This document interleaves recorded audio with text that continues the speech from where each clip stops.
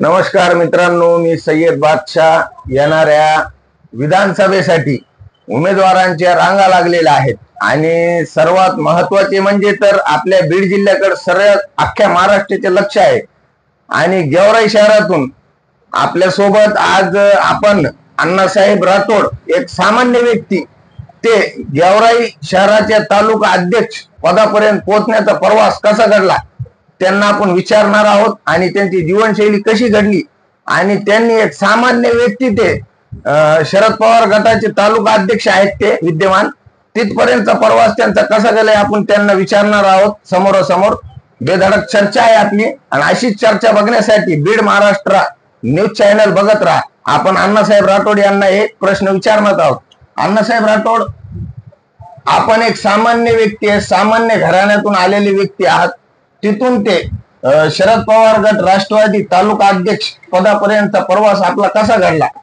नमस्कार। प्रथम विषय असा आहे की 16 ते 18 वर्षापासून मला समाजकार्य करण्याचा एक छंद आहे आणि मी 7वी पासून न्याय स्कूल शाळेत असताना काही इलेक्शनच्या आपल्या लोकसभा विधानसभेच्या सभा व्हायच्या गेवराई तालुक्यामध्ये आणि मी शाळेच्या इंटरव्ह्यू मध्ये माझं तिथं शाळेची बॅग तिथंच ठेवून मी सभा ऐकण्यासाठी बाहेर यायचो आणि माझ्या परिस्थिती हलकीची असताना आई वडिलांना 6 एकर जमीन होती। त्या 6 एकर जमीन मधल्या आमच्या शिक्षणासाठी कर्ज झाल्यामुळं त्यांनी 1.5 एकर जमीन विकून टाकली, 4.5 एकर जमीन राहिली आणि त्याच्यानंतर मला पुढे चालून वाटू राहिले की आता तिघांना शिक्षणासाठी अजून भरपूर पैसे लागणार आहेत। त्याच्यामुळे मी मग जे आमचे वडील पहिले आदिवासी लोक आणून त्या कोळशाचा धंदा करायचे, पण ते लेबर वगैरे राहायचे नाही, वडिलांकडून पळून जायचे। त्याच्यानंतर मग परत मी चालू केलं आणि चालू करून पहिले 2-4 लेबर आणले, त्यांना चांगलं हिशोब करून सोडला। त्याच लेबरने अजून पुढच्या वर्षी 10-20 लेबर आले। असं करीत करीत आता माझ्याकडे 100-150 लेबर कामाला असते आणि सध्या माझं सगळं व्यवस्थित चालू आहे। तर मला वाटतंय आता समाजामध्ये आपण जन्मलो तर त्या समाजासाठी काहीतरी करावं ही माझी इच्छा आहे, कारण गरिबीतून कसं वर आलेलो याची आपल्याला जाण आहे। तर माझं समाज कार्याचं काम बघून मला राष्ट्रीय बंजारा परिषद मध्ये किसन भाऊनी जिल्हा कार्य अध्यक्ष पदावर 3 वर्षे नेमणूक केली। त्याच्यानंतर बंजारा ब्रिगेड रविकांत राठोडच्या पक्षामध्ये मी 4 वर्षे जिल्हा अध्यक्ष म्हणून काम केलं आणि मी प्रामाणिक काम केलेलं आहे आणि मी हे काम बघून त्याच्यानंतर पवार साहेबांची राष्ट्रवादी फुटली।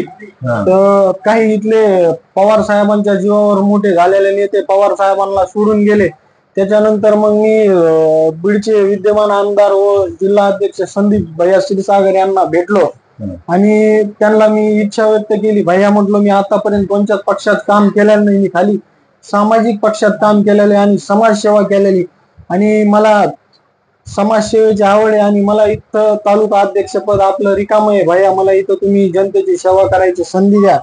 तिथं महबूब भाई शेख बी आलेले होते, युवकचे प्रदेश अध्यक्ष। मग आमची महबूब भाई शेख आणि संदीप भैया आमची चर्चा झाली। मग त्यांनी मला म्हटले की अण्णासाहेब पवार साहेबांची सभा आहे इथं 7-8 तारखेला, तुम्ही एक मिटिंग लावा गेवराईला। ते मिटिंग लावली। त्याच्यानंतर संदीप भैया, महबूब भाई आणि मला मानणारा माझा मित्र वर्ग व प्रतिष्ठित नागरिक युवक वर्ग तिथं आपल्या नाईक नगर मध्ये माझं एक ऑफिस आहे, तिथं लोकांनी चांगल्या प्रकारे उपस्थिती लावून मग त्याच्यानंतर सगळ्या लोकांनी तिथं भैया साहेब व महबूब भाई यांना, अण्णासाहेब, जर आपल्याला शरद पवारांकडून उमेदवारी दिली गेली तर आपण काय गेवराई तालुक्याच्या विकासाच्या संदर्भात काही विचार केलेला आहे का? गेवराई तालुक्याचे सर्वसामान्याचे आज भरपूर असे प्रश्न आहेत की त्यांना सध्या वाली कोणी नाही। सर्वप्रथम आपले सिव्हिल मध्ये थोडे बी पेशंटला काही लागलेला असेल तर डायरेक्ट रेफर करतात बीडला, आपल्या गेवराईच्या सिव्हिल वाले। आणि त्याच्यानंतर पंचायत समितीमध्ये दिवसा ढवळ्या शेतकऱ्यांची प्रचंड प्रमाणात लूट चालू आहे. पंचायत समितीमध्ये गाई गोटाचा फाईल मंजूर करण्यासाठी, विहीर मंजूर करण्यासाठी, शेततळे मंजूर करण्यासाठी 10-10, 15-15 हजार घेतले जातात आणि त्याचं मास्टर वगैरे काही काढीत नाही. तिचं पंचायत समितीमध्ये दिवसा ढवळे एजंटगिरी चालू आहे. त्याला पंचायत समितीला टार्गेट नाही, काय नाही. एजंटनी फाईल आणली, पैसे दिले की लगेच त्याला मंजुरी देण्यात येते. ही कुठंतरी थांबायला पाहिजे. तहसील मध्ये असे बरेच प्रश्न आहेत शेतकऱ्यांचे.